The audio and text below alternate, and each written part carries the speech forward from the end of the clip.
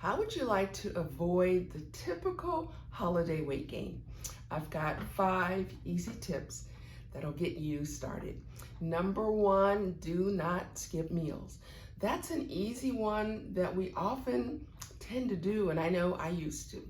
We think, well, I'm going to skip breakfast and lunch so that I can eat more at dinner. But when we do that, we tend to throw our body off. So instead, consider having a light breakfast and lunch, and then make good choices with dinner. But if you're skipping, more than likely, you're going to be going for everything because you've put off eating and now you're starving.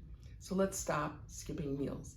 Number 2, drink plenty of water. One of the things that I like to do if we're going out somewhere is I'll take water with me in the car and I'll drink it on the way. And then I won't drink any with the meal. Now I know for most people, they think I can't do that. But really, it's just a learned habit. You actually can. Problem is that drinking water, which typically we're drinking cold things when you go out, they interfere with digestion. They slow that transit time. Now the transit time is the time from when food hits your mouth till it goes out the back end. And we want to close that. We want that as fast as possible.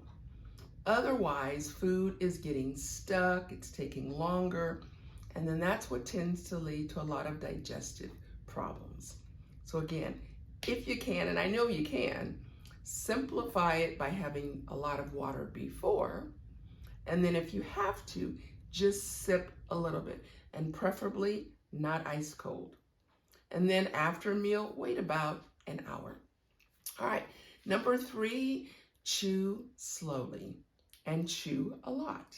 We tend to eat fast, and when we eat fast, we don't chew as well. You know, studies talk about 25 to 50 chews per bite of food. And that seems hard because we're just so used to shoveling it in. But it's really important that we chew to the point that the food actually becomes liquid. Again, that simplifies, it makes digestion so much smoother, which of course speeds that up, that transit time. It is so much better than chewing our food fast. We're swallowing bites that have to be broken down, and that slows that process. Think of it similar to traffic. We were driving from point A to point B, and things are moving along, we feel great, but all of a sudden up ahead, we see traffic, which means everything slows down. And you know what? We're gonna get to point B a lot later than we planned. We want it to be seamless, we want it to be smooth.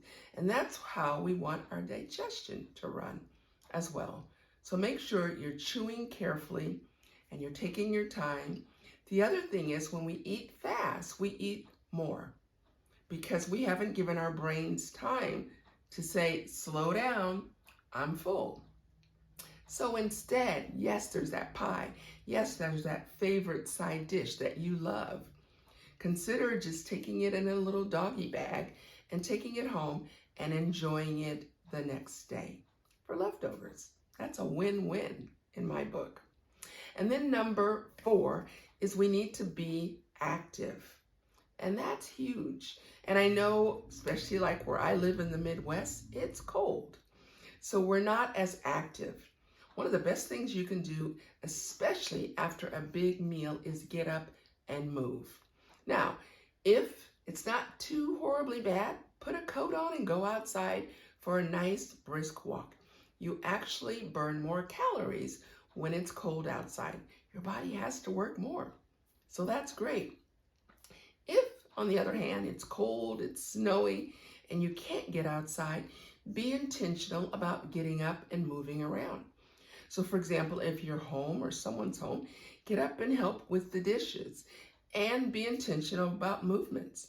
So for example, as you're loading the dishwasher, you're bending. You can use your knees to reach down into that lower cabinet or a cabinet up above. But get moving. That's the main thing. Get up and sweep. move around, visit, talk with people. But the more that we are active, we're going to burn some of those calories. And it's going to help with digestion, and we're going to feel better. Now, number 5 is a biggie, and you may think, how does this connect? But we've got to reduce the stress. There's nothing worse than eating when we're stressed. That cortisol kicks in. It starts to shut things down, which again lengthens that transit time. You've heard people say, my stomach's in knots. Well, chances are they're stressed.